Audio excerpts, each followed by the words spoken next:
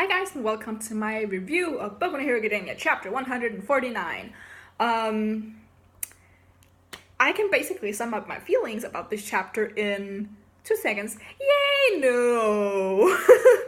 I was, everything with Twice and Toga, I was like that was so great. I loved everything about it. Everything to their like, we still despise you for killing one of our friends, and when Twice was like, you misgendered her, it's a girl. I love that so much. Because I think, with the exception of Shigaraki, I think most of the villains from the League of Villains have like a really solid personality. Like, they're evil, but they have something really good about them. Like, Kurogiri is one of my favorite characters, at least from the villain side. I think he's so cool.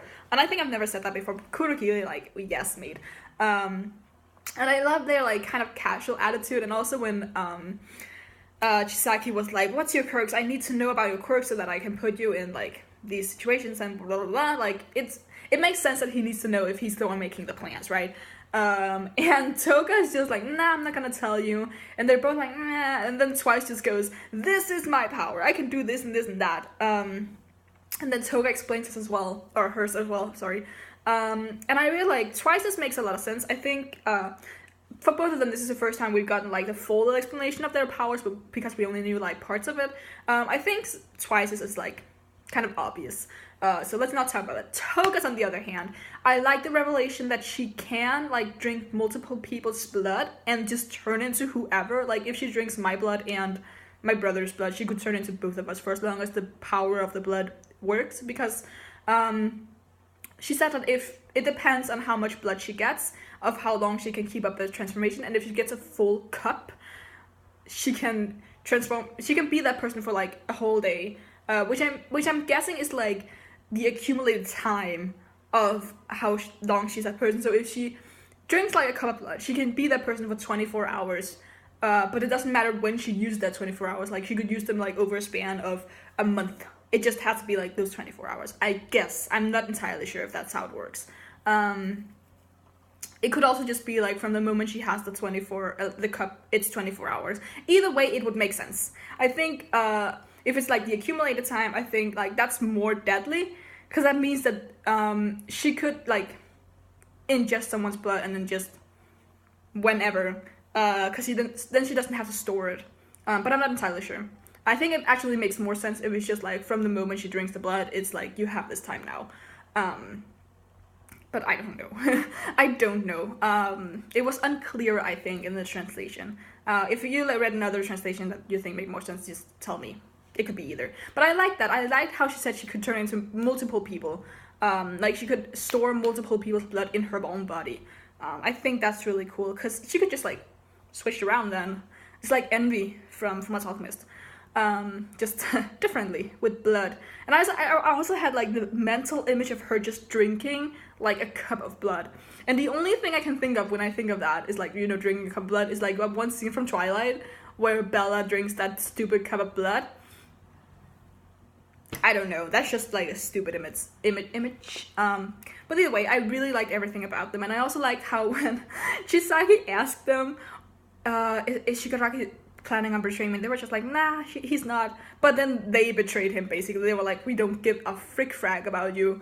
Because from, I think it was last chapter as well, they were just like, we don't really like being here. Like, we kind of just here because Shigaraki asked us to be, and so I like that, even though like they're still under Shigaraki's orders to some extent, but they do have like the, I don't know what to call it, because I don't know if it's a good thing or a bad thing, but they have like, they do what they want anyway, and of course that's why they're villains, because they don't follow rules. But I like how, especially when Toga, they were like, are we house sitting or whatever is going on here, and Toga says, I want to be free, and then she does whatever the fuck she wants, right? But yeah, I really like that. And they got to, what's his name? Irinaka? Yeah, so they're like free from the wall transforming and just smashing them, and yeah, but then by the end we go back in time to Mirio, And I don't like that one bit. I really, really don't like that one bit. Because there's no way he stands a freaking chance. Like, I've talked about this before, that his quirk is like the perfect counter to Chisaki's, because Chisaki won't be able to touch him and do the disintegration slash whatever he wants. Like, I'm assuming he wouldn't piece him back together because he's the enemy, right? But if he wants to get Eri back, he has to, like, take her, right? And that means that he'd have to be, like, in physical form, and that means Chisaki can touch him. So, and he also can't stay in his, like, form all the time, because he can't breathe when he does that.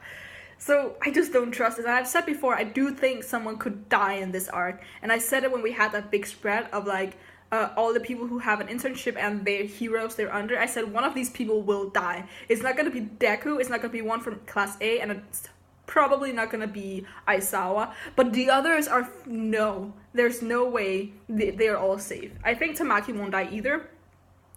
Just because he'd be so fun to have around for the rest of the series, or for most of the series at the very least.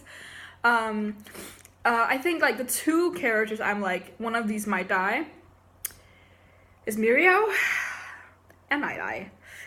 And, I mean, it could be either one of them, but right now I am just so scared for Mirio, because I know, I don't know how the fandom pins his personality down. I've said before, like, at first I didn't trust him as much, and now I really, really like him. I know one of my friends who caught up to the manga about a couple months ago. I know she doesn't trust him, and I think the fandom, like, from what I can guess, I think the fandom is split as well, like, between, oh, he's my sunshine child, and I don't really trust him that much. I just don't trust that he'll survive this, because everything just set up for him being this really great hero, and just, like, he's on par or even better than the pros. Like, I don't trust that at all. It's like with the recent show getting so much chapter, I just don't trust shit like that. I have issues. So, will he survive this? Maybe? I don't know, but I hope, I mean, we probably won't get it resolved, but damn, imagine if, like, Deku and the other catch up, and you just have Mirio just slowly dying on the ground, like, half his body has been, like, completely blown apart or whatever, and he's just there, or he's just like a blood mass, and they'll never find him again, and they just, like, piece together that he's dead because they never found him, whatever. Oh my god, it would be so sad. Yeah, I'm a little emotional about this chapter, but yeah. I don't think I have anything, like, constructive to say. It was a really good chapter. It really went from woo to ah. So yeah, I don't think I have anything else to say. I'm a little bit too emotional to do this properly. So yeah, you can give a like. You can comment what you think will happen to him. Do you think he'll die? Do you think he won't win if they end up in a fight? Something will happen. Something bad will happen. There's no way it'll end well for him. So yeah, what do you think will happen? And you can subscribe if you want to see more. And until next time, bye.